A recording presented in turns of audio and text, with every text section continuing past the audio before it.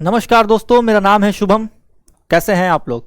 आज के वीडियो में हम देखेंगे विद्याग्राम के प्लेटफॉर्म पे जो ऑल इंडिया मॉक लाइव होता है सैटरडे और संडे को, यानी कि वीकेंड में, उसका सॉल्यूशन क्वांट वाले सेक्शन का।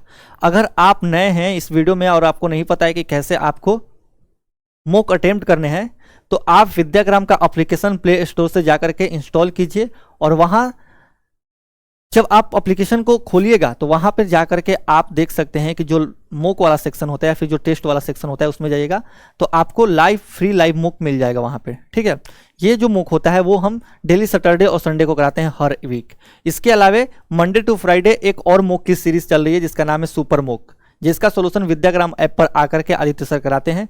वो जो मॉक होता है वो हफ्ते में 5 दिन आता है और ये एक दिन, ये 48 घंटे के लिए लाइव होता है। उन 48 घंटे के ड्यूरेशन में आप कभी भी आकर के मॉक को अटेम्प्ट कर सकते हैं। और जो सुपर मॉक होता है वो 24 घंटे के लिए उसका ड्यूरेशन होता है लाइव का। लेकिन लाइव अगर आप नहीं अटेम्प्ट कर पाते हैं तो सुपर मॉक वाले सेक्शन में जाकर के उनको आप बाद में भी अटेम्प्ट कर सकते हैं।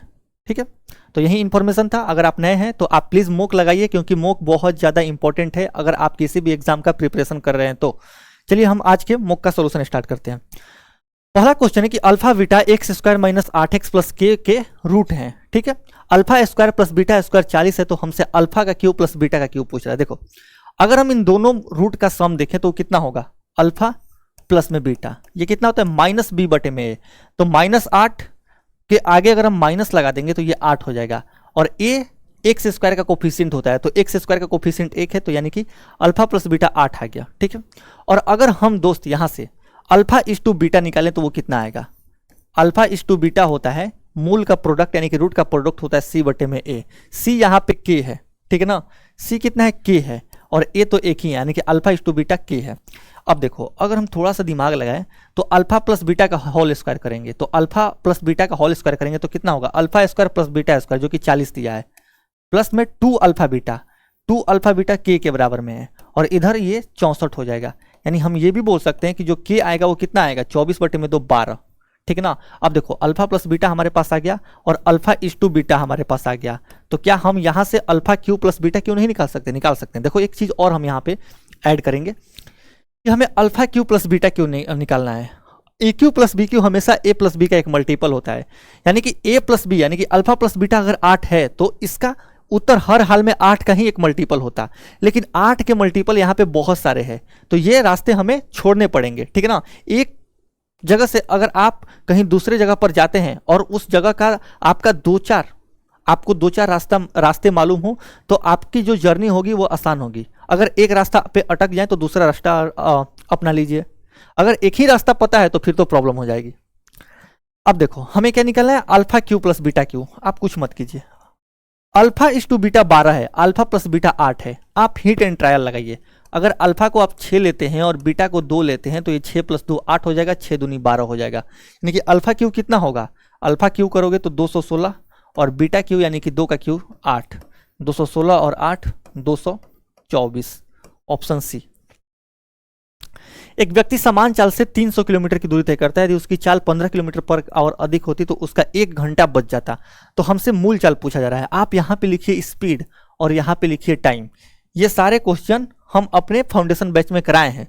एयर पब्लिकेशन के जब आप लाइव वाले सेक्शन में जाइएगा या फिर एसएससी 2026 फाउंडेशन करके एक प्लेलिस्ट है, वहां से आप मेरे से बेसिक से मैथ्स पढ़ सकते हैं। देखो, यहाँ पे जो स्पीड का गैप है वो 15 का है और जो टाइम का गैप है वो 1 का है। तो 15 दूनी 30, इधर हम 1 बढ़ाएंगे, इधर 15 बढ़ाएंगे, तो ये 1 बढ़ा देंगे तो ये कितना होगा 2, ये 45, तो ये 3।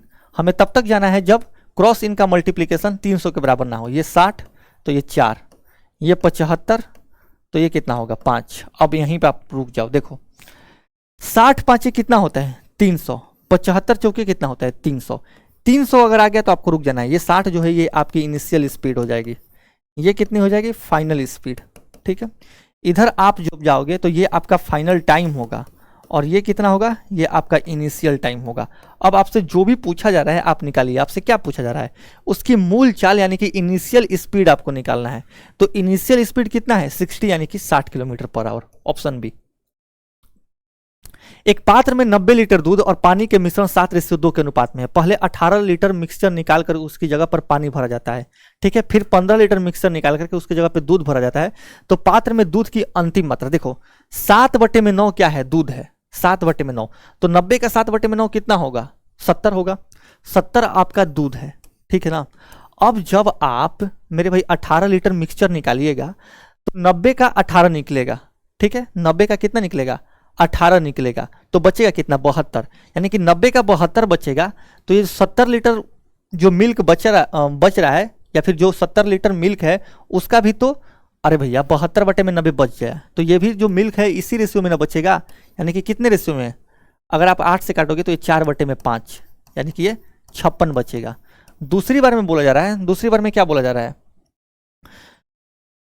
कि दूसरी बार में फिर 15 लीटर मिक्सचर निकाला जा रहा है। तो यहाँ पे 56 और 15 अगर निकाल लोगे तो दूध भी उसी रेशियो में निकलेगा। तो 15 निकालोगे तो बचेगा कितना, 75/90, यानी कि 15 से काटोगे तो 5/6, 15 5 6 75 और 5/6 होगा, ठीक है। ये हो जाएगा 28, ये हो जाएगा 3। 28 5 कितना होता है, 28 5 होता है 140। 28 का आधा करके एक जीरो बैठा दो, 140/3 कर दूंगा मैं, ठीक है ना। अब 3 से अगर मैं काटूं तो कितने बार में जाएगा, 3 चौके 12, 2 और 0, 3 6 का 18, 46:2/3 लीटर, 46:2/3 लीटर। अब 15 लीटर और अगर हम इसमें मिक्सचर डालेंगे, इसमें 15 लीटर और, भैया 15 लीटर अगर मिश्रण निकाल रहे हैं तो 15 लीटर और दूध डाल लेंगे लास्ट में, क्योंकि बोला जा रहा है वो दूध का हमारा फाइनल मात्रा होगा, क्वांटिटी होगा। तो कितना आएगा, 6 5 11 के 1 हासिल 1, 4 और 1 5 1 6, 61:2/3 लीटर, ऑप्शन बी। 42 मीटर लंबाई और 28 मीटर चौड़ाई वाले एक आयत के दोनों चौड़ाई वाली भुजाओं पर बाह्य रूप से 2 अर्धवृत्त जुड़े हुए हैं। तो आकृति का कुल क्षेत्रफल ज्ञात कीजिए। देखो आप डायरेक्ट 7 का मल्टीपल लगा सकते हैं, डायरेक्ट कैसे, थोड़ा सा आप माइंड मैपिंग करना सीखिए। ये हमारा एक रेक्टेंगल हो गया, ठीक है। यहाँ पे एक अर्धवृत्त, यहाँ पे एक अर्धवृत्त, ये 42 है। और देखो ये पूरा जो है ये 28 है। तो इसका जो रेडियस होगा वो कितने का होगा, 14 होगा।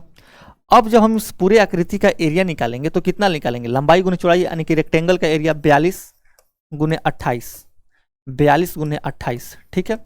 और मेरे दोस्त एक अर्धवृत्त और एक अर्धवृत्त, यानी कि एक वृत्त का हम एरिया निकालेंगे। अब वृत्त का एरिया क्या होता है, पाई और आर स्क्वायर, आर का मतलब होता है 14 × 14।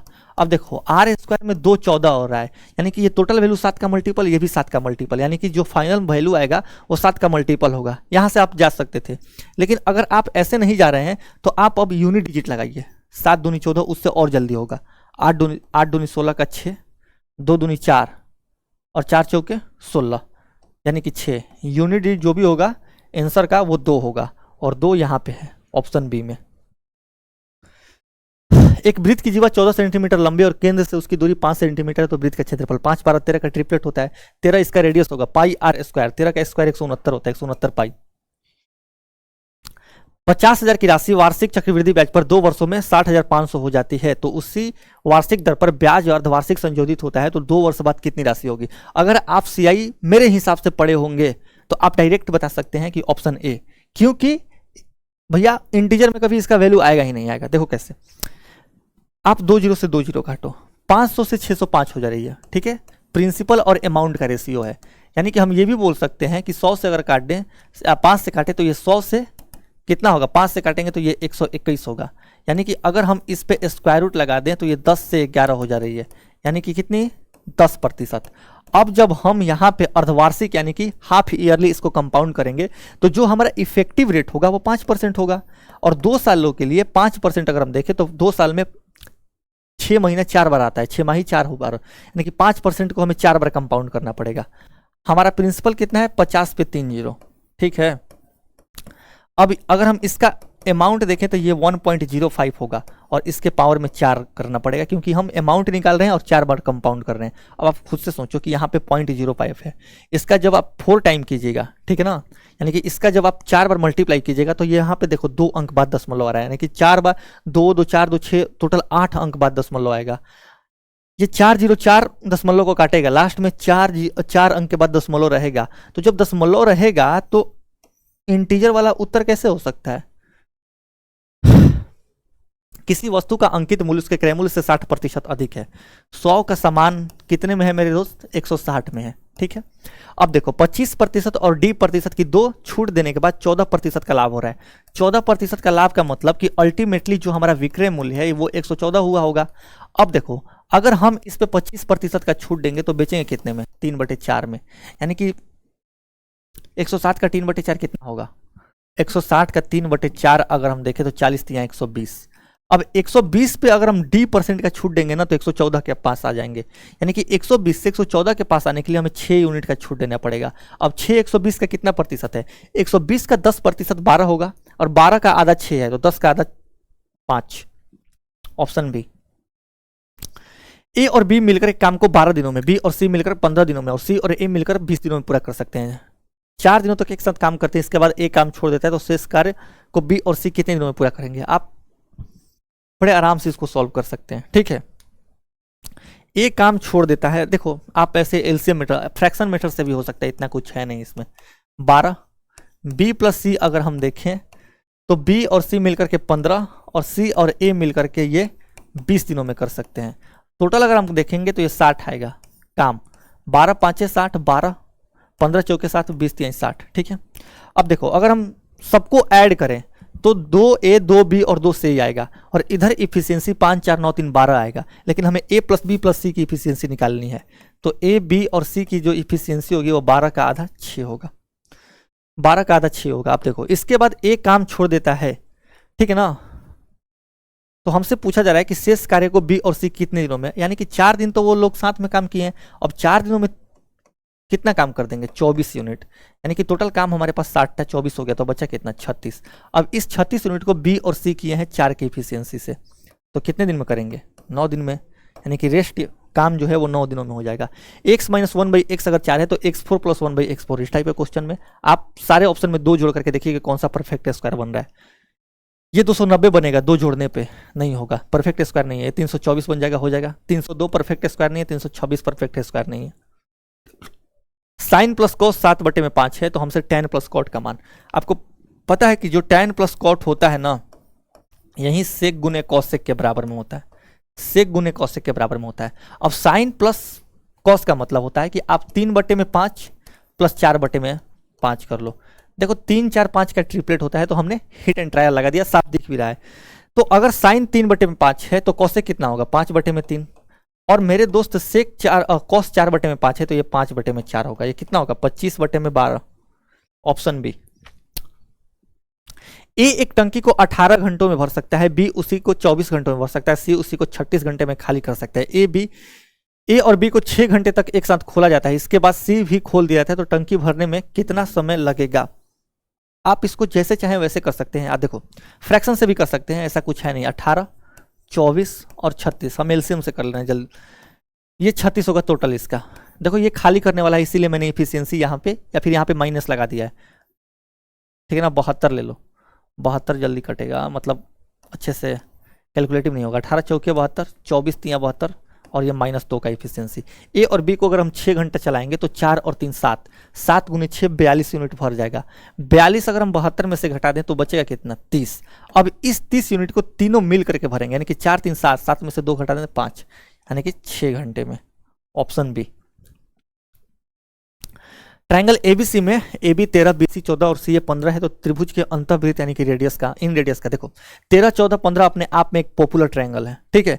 इसका जो एरिया होता है वो 84 होता है। मैंने जहाँ मैथ पढ़ा था, मेरे सर ने मुझे बता दिया था कि इस ट्रायंगल का एरिया तुम याद कर लो, ठीक है ना। तो इस ट्रायंगल का जो एरिया होता है आप भी याद कर लो, वो कितना होता है? इस ट्रायंगल का एरिया होता है 84। हमें क्या निकालना है? हमें इन रेडियस निकालना है, जो कि होता है डेल बटे में एस। अब देखो डेल आ गया 84 और एस होता है semi perimeter. Semi perimeter perimeter का आधा होता है, तो इनका पेरीमीटर कितना होगा? तीनों को जोड़ोगे 13 14 15 का, आप ऐसे भी देखो 13 14 15 का एवरेज कितना है? 14। 14 को 3 से मल्टीप्लाई करो 42। 42 इनका पेरीमीटर आ गया, तो सेमी पेरीमीटर 42 का आधा 21। 84 बटे में 21 यानी कि 4। Option B.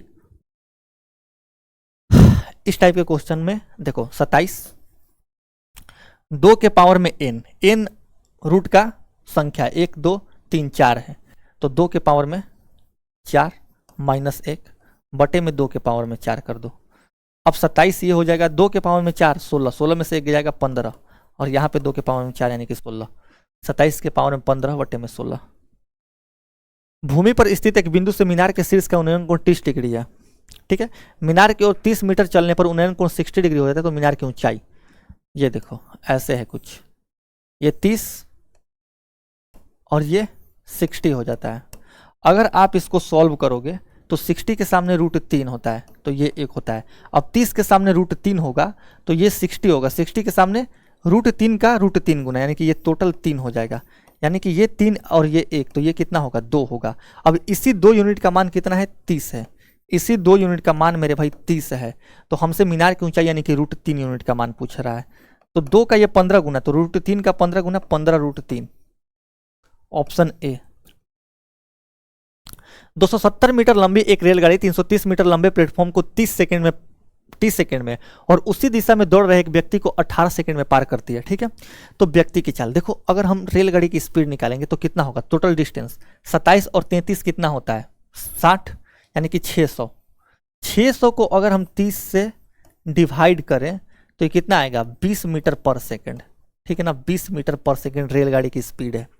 अब देखो, जब वो किसी व्यक्ति को पार कर रहा है, रेलगाड़ी पार कर रही है, तो वो किसके लेंथ के बराबर दूरी तय करेगी, अपने लेंथ के बराबर में। यानी कि 270 को पार करने में उसको 18 सेकेंड के हिसाब से कितना स्पीड रखना पड़ेगा, 18 5 90, यानी कि 15 मीटर पर सेकेंड। अब देखो, व्यक्ति भी उसी दिशा में दौड़ रहा है और रेलगाड़ी भी उसी दिशा में दौड़ रही है, यानी कि ये रिलेटिव स्पीड है। अब मेरे भाई रिलेटिव स्पीड इसका 5 से कम हो गया, 5 से कम हो गया ना। तो 5 से कम क्यों हुआ है, क्योंकि 5 मीटर पर सेकेंड से व्यक्ति दौड़ रहा है, तो ये जो व्यक्ति का स्पीड होगा वो 5 मीटर पर सेकेंड होगा। हमसे किलोमीटर पर आवर में, तो 5 मीटर पर सेकेंड 18 किलोमीटर पर आवर के बराबर में होता है। हाँ, ऑप्शन सी। दो संख्याओं का महत्तम समापवर्तक 18 और एलसीएम 756 है।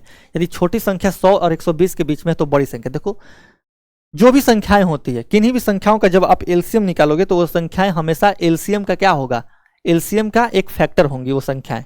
ठीक है ना। अब जो भी संख्या बड़ी हो या फिर छोटी, अगर हमसे बड़ी पूछी जा रही है तो बड़ी 756 की एक फैक्टर होगी, और 756 का अगर हम फैक्टर देखें तो सिर्फ ऑप्शन ए है, 108 × 7 756 होगा। 1800 अभ्यर्थियों को 4 केंद्रों के वितरण और प्रत्येक केंद्र के उत्तीर्ण प्रतिशत दिया गया है, तो कुल उत्तीर्ण प्रतिशत ज्ञात कीजिए। ऐसे क्वेश्चन को आप लास्ट में अटेम्प्ट कीजिए। देखो, क्या है कि इसमें थोड़ा सा कैलकुलेटिव क्वेश्चन होता है और ये टाइम टेकिंग है, तो लास्ट में अगर टाइम मिल रहा है तो तब आप ऐसे क्वेश्चन को वो कीजिए। 1800 विद्यार्थी है, शेयर ऑफ कैंडिडेट अगर हम देखें तो यहाँ पे 30%, 1800 का 30% कितना होगा 540। ठीक है, 25%, 25% का मतलब 1/4, 1800 का 1/4 कितना होगा 450। ठीक है ना, 25% के बाद 20%, यानी कि 1/5, 1800 का 1/5 360। किसी का 1/5 निकालना है तो उसका डबल कीजिए और एक अंक बाद दशमलव बैठा दीजिए। जैसे 3600 पे एक दशमलव बैठाऊंगा तो मैं 360 हो जाएगा, और फिर से ये 1/4 है 1800 का, यानी कि कितना होगा 450। बढ़िया। अब अगर हम यहाँ पे उत्तीर्ण प्रतिशत देखें तो यहाँ पे 55% है। कितना है दोस्त 55%। यहाँ पे अगर हम देखें तो 48%, 48%। ठीक है, और यहाँ पे अगर हम देखें 48%, यहाँ पे 65% है। ठीक है, और यहाँ पे 44% है। अब सब हम ऐड करें, ये निकाल करके हमें देखना पड़ेगा कि कितना आएगा इनका सम, और वो फिर 1800 का कितना प्रतिशत होगा। ठीक है, अब देखो जब हम इसको कैलकुलेट करेंगे तो 540 का 55% कितना होगा, 540 का 55% अगर हम देखें तो परसेंटेज से आप पहले यहाँ पे दशमलव लगाइए। ठीक है, 55 चौके कितना होगा, 55 चौके होगा मेरे भाई 55 दूनी 110, 110 दूनी 220 के 0 हासिल 22, और 55 पाँचे कितना होता है, 55 पाँचे अगर हम देखें तो 275 और 22 कितना होता है 275 और 22 अगर हम जोड़ दें तो ये होगा 297, लेकिन एक अंक बाद दशमलव बैठा दो, यानी कि 297 ये हो जाएगा, खाली 297 होगा। अब 450 का 48% निकालना है। ठीक है, तो आप 450 का 50% निकालिए, 240 होगा, 240, लेकिन 2% हमें घटाना है, तो 1% 4.5 होगा, 2% 4.5 का डबल 9 होगा, तो 240 में से अगर आप 9 घटा दोगे तो ये कितना आएगा, ये तो 200, अच्छा 450 का कितना होगा, हाफ कितना होगा 225, ये 225 होगा, और 225 में से 9 घटा दोगे तो ये 216 हो जाएगा, ये 216 हो जाएगा, ठीक है 216। 360 का 65%। अब देखो 360 का आप क्या कीजिए, 360 का 5% निकालिए। 360 का 5% कितना होगा, 36 का आधा 18। अब 5 का 13 गुना होता है 65, तो 18 का आप 13 गुना कीजिए, कितना होगा 13 8 104 के 4 हासिल 10, 13 कहीं 13 और 10 23, 234, ठीक है। ये आ गया कितना 234, तो यहाँ पे 234 होगा। और 450 का 44%। अब आपको 450 का 44% निकालना है। परसेंटेज से आप एक जीरो हटाइए, यहाँ पे दशमलव बैठाइए। 44 गुने 5 कितना होता है, 44 गुने 5 होता है 220, 220 के जीरो हासिल 22, 44 चौके कितना होता है 176, और 176 में अगर हम 22 जोड़ दें तो 198 होगा 198, और एक अंक बाद दशमलव लगाओगे तो ये जीरो हटेगा। अब सबको जोड़ो, देख रहे हो कितना कैलकुलेटिव, इसको लास्ट में करिए।